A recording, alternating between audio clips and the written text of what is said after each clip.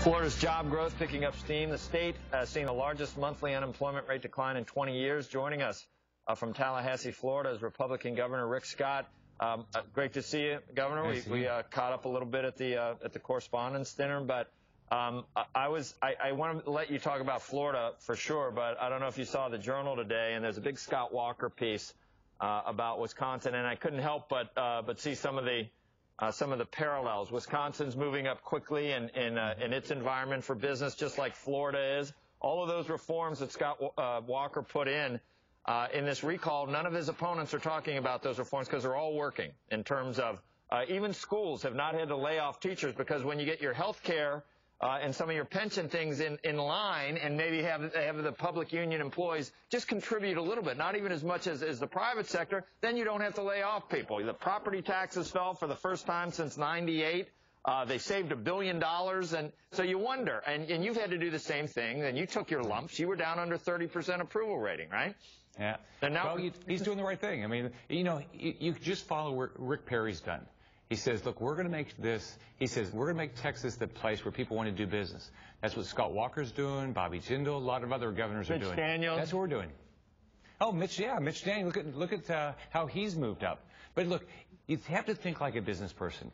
How do we make businesses more productive in our state? If they do better in our states are going to grow. Lower taxes, less regulation, less litigation, easier permitting. And guess what? They start hiring people because they can succeed. Now, we've got some inherent advantages, the best beaches, the best weather. The expansion of the Panama Canal will help us. The expansion of the economies of Central and South America.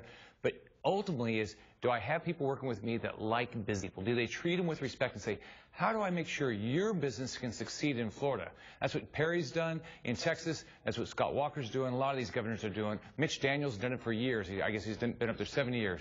They've done a great job. Unfortunately, at the national level, I think the government feels that, well, you're not going to leave the United States. So they can't draw the same parallels from what they see happening in these states in terms of regulation and taxation. And they think, well, you're going to have to stay in the United States. No. But that's not true. No. I mean, look, we have the highest corporate tax rates in the world.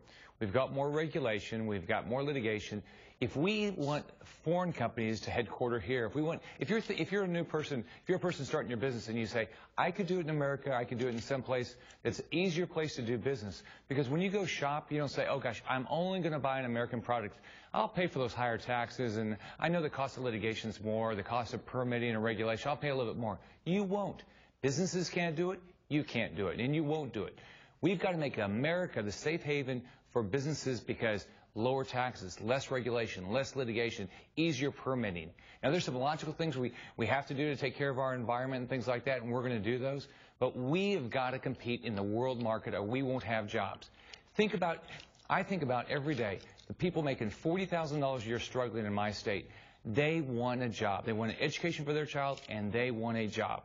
No, there's another good piece in the Journal instead. You know, it'd be nice to somehow put a maximum rate on student loans, but how much better would it be if you got out of school and then got a job? I mean, wouldn't you be focusing on, instead of, focusing on, going college campus to college campus to college campus, talking about setting interest rates at a certain level, how about going in and being able to talk about how many jobs are being created for these college kids? Absolutely. That's what I'm doing here. What we're talking about here is what degrees are our students getting? Are they getting jobs? Focus on the areas. Let's make sure these students know, look, if you go get a job in this area, if you go get a degree in this area, there's no jobs.